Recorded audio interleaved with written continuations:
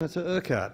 Thank you, Mr Acting Deputy President. I rise to support the matter of public importance today on the Prime Minister's failure to uphold ministerial standards. This government has been constituted just for a mere 6 months. In that short time, we have seen the trashing of ministerial conduct and accountability and a contempt for this parliament. For most of this year, this Senate has dealt with matters of impropriety by government ministers. As Senator Wong articulated well this morning, this Prime Minister is a dangerous combination of arrogance and weakness. He leads an arrogant government that refuses to be accountable. He leads a weak government that sets itself standards and fails to uphold them. And worse, this is a Prime Minister who led an opposition who sought at any opportunity to attack the personal integrity of the Labor Party and independent members of the 43rd Parliament. We sought to bring arguments before this place well before anyone had had their time in court, and yet displays the most curt arrogance in dealing with any serious matters of his own or his side's own doing. It's a government that I said is but 6 months old, and that has already become more arrogant about its responsibilities than a government in living memory. A government that's adopted Joh Bjelke-Petersen's famous "now just you don't worry about that" approach to public life. No one took that approach in this morning's debate more so than Senator Brandis. With the utmost bravado, Senator Brandis spoke of Senator Sinodinos's character, of his numerous public awards, of the Coalition's wonderful associations with business, of their superior character, of their superior knowledge of things worth knowing about. You can tell that Senator Brandis is enjoying his position.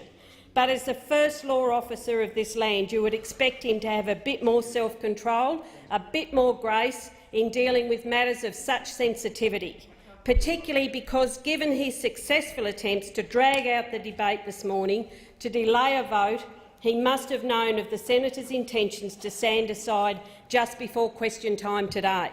One would assume that Senator Abbott and the Prime Minister also knew of Senator Sinodinos's intentions. The country knew about it. The Financial Review reported Senator Sinodinos' musings this morning. And this isn't the end of the matter. Senator Sinodinos may have temporarily stood aside, but many questions still remain unanswered. If the Prime Minister is serious about ethical standards, he will require Senator Sinodinos make a full disclosure about his full involvement in AWH. Further, it is incumbent upon the Prime Minister to explain his knowledge of Senator Sinodinos's involvements with AWH and the steps he and his office have taken to examine this matter. This afternoon, moments before question time, we had former Assistant Treasurer Sinodinos stand down from his position in the ministry.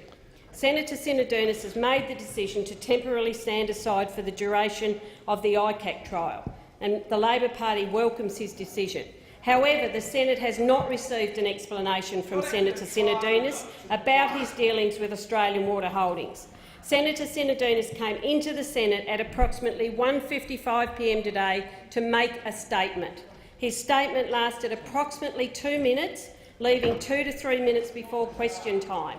So why did Senator Sinodinos not use this statement to answer questions raised during the debate this morning if he's got nothing to hide? Why did he sit down with 2 or 3 minutes to go until question time? Why won't he answer the legitimate questions put forward by the opposition? This morning the Senate spent a number of hours debating the worth of Senator Sinodinos making a full statement to the chamber. We know that the New South Wales ICAC has heard disturbing allegations of corruption by persons associated with the company AWH. We know that Senator Sinodinos was firstly a non-executive director and then became chairman of AWH. We know that concurrently he served first as Treasurer and then as President of the New South Wales division of the Liberal Party. Virtually all of the behaviour alleged at ICAC occurred while Senator Sinodinos was with AWH from 2008 to 2011. Alleged behaviour that includes skimming money off government contracts to be paid as excessively generous salaries and dodgy share deals. The Prime Minister must require that Senator Sinodinos make a full statement to the senator about this matter.